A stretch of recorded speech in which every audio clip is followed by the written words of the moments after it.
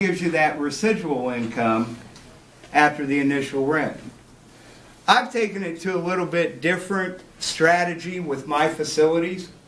What I like to do is not only find the residential, but I like to find businesses. And I like for the businesses to come rent, and then I like for the businesses to say, hey, would you mind if I build some shelves into this wall over here? No, not at all. Remember, you got to take them out when you leave. Well, businesses tend to stay for 36 months on average. That's the average. If I was going to tell you just my facilities alone, I would put that average up around 58, 59 months. Very long-term tenants. And the more you let them make it their own, the less likely they're going to be to leave.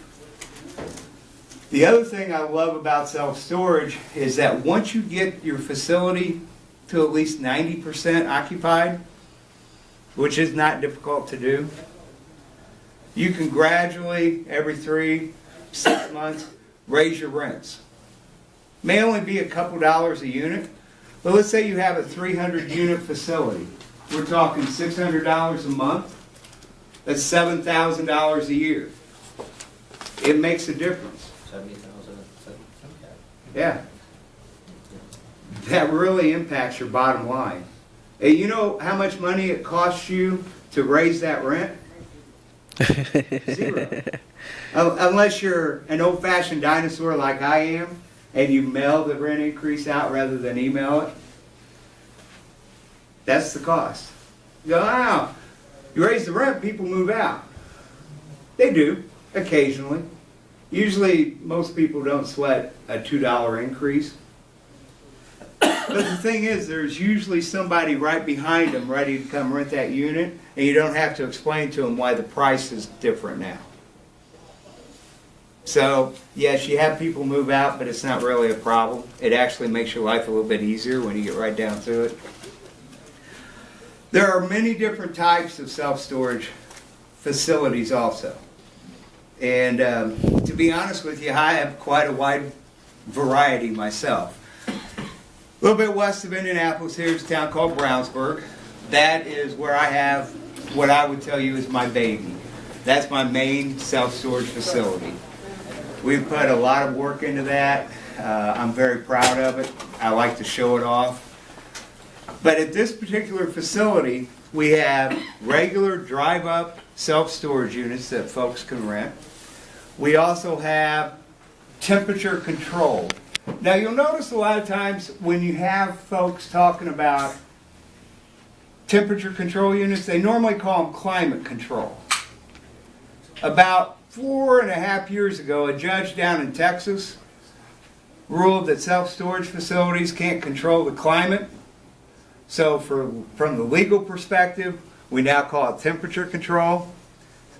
Some facility operators have been slower than others to make that change, but from a legal standpoint, that's an important change to make. But as I said, in Brownsburg, we have regular drive-up units, the temperature control units. We have places where you can park RVs, boats, cars, trailers. And you know why? Because if you own a self-storage facility, every Christmas you send Christmas cards to all the homeowners associations in your area. We love homeowners associations. Why? Because you can't park your RV there. You can't put a shed up in the backyard. So all your extra toys, all your extra things that you have no room to store, you have to bring to my self-storage facility. I love HOAs. I think it's one of the best things ever invented. And I also live in a neighborhood that's so old we don't have one, so I really like it. Now, along with Brownsburg, I also have office space there, which we have a very nice build for just about anything anybody's going to look at. Up north, about 2.5 hours, is Fort Wayne, Indiana. I have another facility there, and this one is very unique because it is all enclosed. There's nothing outside. Everything is inside.